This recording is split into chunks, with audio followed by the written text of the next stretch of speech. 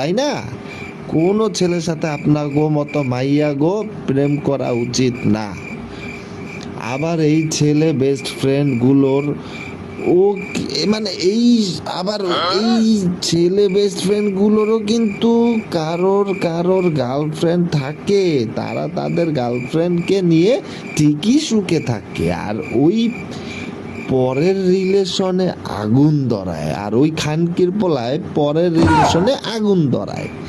আবার দেখছি কেউ কেউ আছে ছেলে বেস্ট ফ্রেন্ড এমন করে, মেয়েটা হয়তো বইসা আছে, ছেলে বেস্ট ফ্রেন্ডটা এসেই মেয়েটার কাঁধের ওপর দিয়ে হাতটা অনায়াসেই রাইখা দিল, মেয়েটাও কিছুই বলছে না, কিছুই বলতেছে না।